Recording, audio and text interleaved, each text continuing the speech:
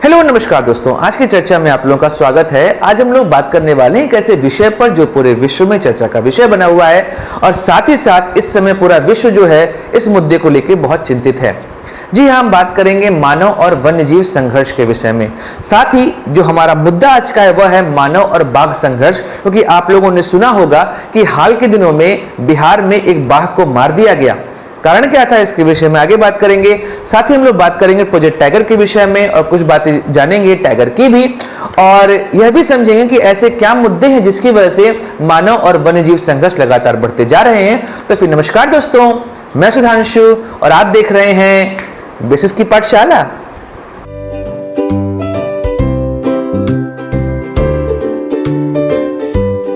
तो दोस्तों, बिहार के बगहा में वाल्मीकि टाइगर रिजर्व जिसके अंतर्गत यह आता है, वहां पर आज एक बाघ को मार दिया गया। कहा जाता है कि वह बाघ नरभक्षी हो चुका था। पिछले 9 महीनों में उसने 10 लोगों पर हमला किया, जिसमें 9 लोगों की मृत्यु हो गई। पिछले 26 दिनों से इस बाघ को ट्रैक किया जा रहा था। अंततः शूटरों को इसमें सफलता मिली और उस बाघ को मार दिया गया। ऐसा हुआ क्या जिस वजह से यह बाघ आदमखोर हो गया? तो इसके पीछे वन्य अधिकारी यह बताते हैं कि यह T5 जो कि नर बाघ है और T34 जो कि मादा बाघ है, जिसे बाघिन भी कहते हैं, इन दोनों का यह शावक था। बाद में जब T34 ने T105 जो इसको नाम दिया गया, इसका क्षेत्र निर्धारित कर दिया जो कि जंगल से थोड़ा बाहर का क्षेत्र हुआ करता था, और T5 इसको अपने क्षेत्र में आने नहीं देता था। तो ऐसे में क्या हुआ कि इस बाघ के सामने खाने की दिक्कत हो गई, तो ऐसे में उसने मानवों का शिकार करना प्रारंभ कर दिया। यह बातें बताई वन्यजीव अधिकारियों ने। लेकिन हम इस मुद्दे पर चर्चा करेंगे थोड़े अलग तरीके से। पहले बात कर लेते हैं कि आखिर टाइगर्स को लेकर इस समय पूरे विश्व की सिचुएशन क्या है। तो जैसा आप जानते हैं कि पूरे विश्व के जितने भी बाघ हैं उनकी संख्या लगभग 100 के आसपास है। इनमें सबसे ज्यादा बाघ जो हैं वो भारत में पाए जाते हैं। इस समय भारत में बाघों की संख्या लगभग 3000 के आसपास है। जैसे वाल्मीकि टाइगर रिजर्व, पन्ना टाइगर रिजर्व, पेंच tiger reserve, Nagarjuna Sagar tiger reserve, इन सब जगहों पर आप देखते हैं बाघों की संख्या अच्छी खासी है। टाइगर जिसे हम पैंथेरा टाइग्रिस भी कहते हैं, इसकी 8 प्रजातियां जो हैं वह पाई जाती हैं। इन 8 प्रजातियों में 3 प्रजातियां जो हैं वह पूरे तरीके से इस समय लुप्त हो चुकी हैं। बाकी प्रजातियों की संख्या भी लगातार कम होती जा रही है। तो बाघों को बचाने की प्रक्रिया शुरू ही क्यों की गई? आपको यह पता है कि भारत में वन्य जीव अधिनियम जो है वो 1972 में लागू हुआ था। उसके बाद प्रोजेक्ट टाइगर की शुरुआत 1973 में की गई। इसके पीछे का जो मुख्य कारण है वो पहले समझते हैं। कारण यह है कि बाघ जो है वो एक अम्ब्रेला स्पीसीज है। उसके अंतर्गत जो पूरा जंगल है वह सही तरीके से संतुलन अवस्था में रहता है, क्योंकि बाघ ऐसे जानवरों का शिकार करता है जो कि स्तनपायी शाकाहारी होते हैं। अगर उनकी संख्या को नियंत्रित नहीं किया जाएगा तो इस वजह से पूरे जंगल की जो फूड चेन है वह खराब हो जाएगा। तो बाघ को बचाना अत्यंत आवश्यक हो चुका था, और भारत में बड़े जो बिल्लियां हैं उनकी एक प्रजाति चीता पहले ही विलुप्त हो चुकी थी, और एशियाटिक जो लॉयन है उनकी संख्या भी बहुत निर्धारित है और वह केवल गिर के क्षेत्र में पाए जाते हैं। ऐसे में केवल बाघ ही एक ऐसा जानवर था जो कि पूरे भारत में भ्रमण कर रहा था। ऐसे में उसको बचाना अत्यंत आवश्यक हो चुका था। इस वजह से सरकार ने प्रोजेक्ट टाइगर को लॉन्च किया। इसके बाद कई अन्य देश भी इसमें शामिल हुए जहां पर बाघ पाए जाते हैं, जैसे कि चीन, थाईलैंड, भारत, नेपाल, भूटान, रशिया। ये सारे देश इकट्ठा होते हैं और इन लोगों ने टाइगर को बचाने के लिए जो पूरी प्रोसेस है वो शुरू की। इसमें 2010 में सेंट पीटर्सबर्ग में घोषणा हुई, जिसमें कहा गया कि 2022 आते आते हमें बाघों की संख्या को दुगना करना है।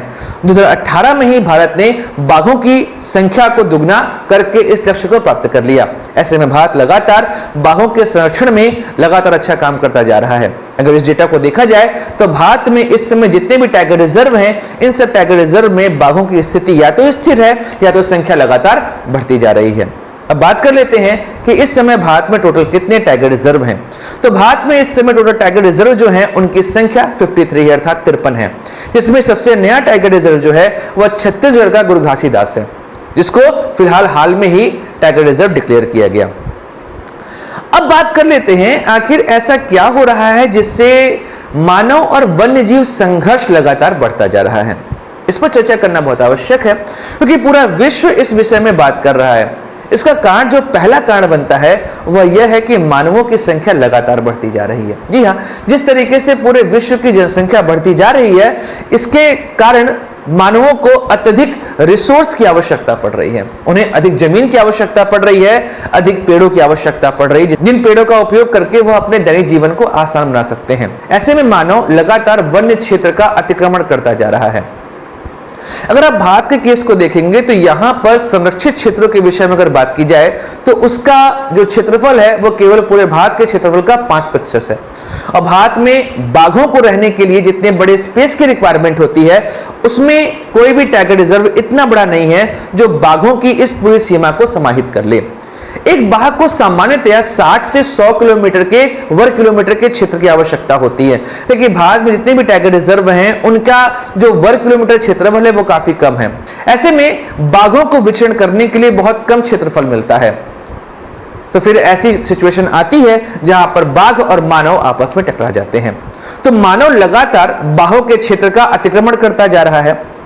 साथ ही साथ इस समय जो संरक्षित क्षेत्र हैं वो बहुत ज्यादा कम होते जा रहे हैं। फिर मानव कई सारी ऐसी परियोजनाएं ला रहा है, जैसे कि केन बेतवा योजना, जो कि पन्ना टाइगर रिजर्व से होकर गुजरने वाली थी। उसकी वजह से पन्ना टाइगर रिजर्व का लगभग 100 वर्ग किलोमीटर का क्षेत्र जो है वो पानी में डूबता हुआ दिखाई दे रहा है। इस वजह से भी पन्ना टाइगर रिजर्व छोटा होता जा रहा है। तो मानवों के द्वारा कई सारी ऐसी परियोजनाएं शुरू की जाती हैं जिसकी वजह से भी वन्य क्षेत्र को नुकसान होता है। इसके अलावा रेल, रोड, इन सब इंफ्रास्ट्रक्चर को बढ़ाना भी वन्य क्षेत्र को लगातार कम करता जा रहा है। साथ ही साथ मानव के द्वारा जो जलवायु परिवर्तन किया जा रहा है कार्बन डाइऑक्साइड को बढ़ाने की वजह से, उस वजह से भी वन्य क्षेत्र की समस्या लगातार बढ़ती जा रही है। तो फिर टाइगर के पास ऑप्शन क्या बचता है? वो विचरण करेंगे ही, और ऐसे में जब मानवों के संपर्क में वो आते हैं तो उनके बीच में संघर्ष जो है वो स्थापित हो जाता है। बाघ कभी भी मानवों से संघर्ष करना नहीं चाहते, वो उनसे छुप कर ही रहते हैं।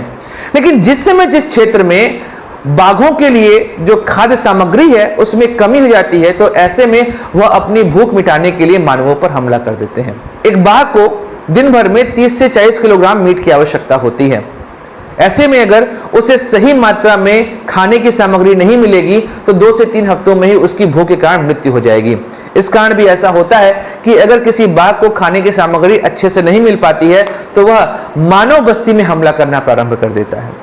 सिर्फ हम बाघ के विषय में ही क्यों बात कर रहे हैं? अगर हम कुछ समय का डेटा देखें तो बाघ, हाथी और अन्य वन्य जीवों की वजह से लगभग 1600 से अधिक मानवों की मृत्यु केवल भारत में हो चुकी है। इस वजह से अगर आप देख रहे हैं तो संघर्ष लगातार बढ़ता जा रहा है। तो इसके पीछे कारण क्या क्या हुए? पहला कारण तो यह कि मानवों की संख्या लगातार बढ़ती जा रही है। दूसरा, वन्य क्षेत्रों का कटाव लगातार बढ़ता जा रहा है। तीसरा, हम वन्य क्षेत्रों का अतिक्रमण करते जा रहे हैं। चौथा, जिस तरीके की परियोजनाएं, खासकर नदी जोड़ो परियोजनाएं शुरू हो रही हैं, उसकी वजह से भी वन्य क्षेत्र जो हैं वो पानी में डूबते जा रहे हैं। उसके अलावा रेल और रोड जैसे इंफ्रास्ट्रक्चर डेवलपमेंट का जो कार्य हो रहा है वह भी एक महत्वपूर्ण मुद्दा यहाँ पर बन जाता है, जिसकी वजह से बाघ, मानव या अन्य वन्यजीव और मानवों के बीच जो है वो संघर्ष लगातार स्थापित होता जा रहा है। तो दोस्तों, आज के वीडियो में हम लोगों ने बात करी मानव और बाघ संघर्ष के विषय में। साथ ही हम लोगों ने जाना कि ऐसे क्या कारण है जिसकी वजह से यह संघर्ष लगातार बढ़ता जा रहा है, और उसके अलावा हम लोगों ने बात करी प्रोजेक्ट टाइगर के विषय में। उम्मीद करता हूं कि आपको ये वीडियो बहुत पसंद आया होगा। ऐसे ही अच्छे वीडियोस मैं आप लोग के लिए लगातार लाता रहता हूं। तो मिलते हैं अगले वीडियो में और चर्चा करेंगे किसी और मुद्दे पर। तब तक इस वीडियो को लाइक करिए, चैनल को सब्सक्राइब करिए और इस वीडियो को शेयर जरूर करिए। तब तक हंसते रहिए, मुस्कुराते रहिए और भारत माता की जय गाते रहिए।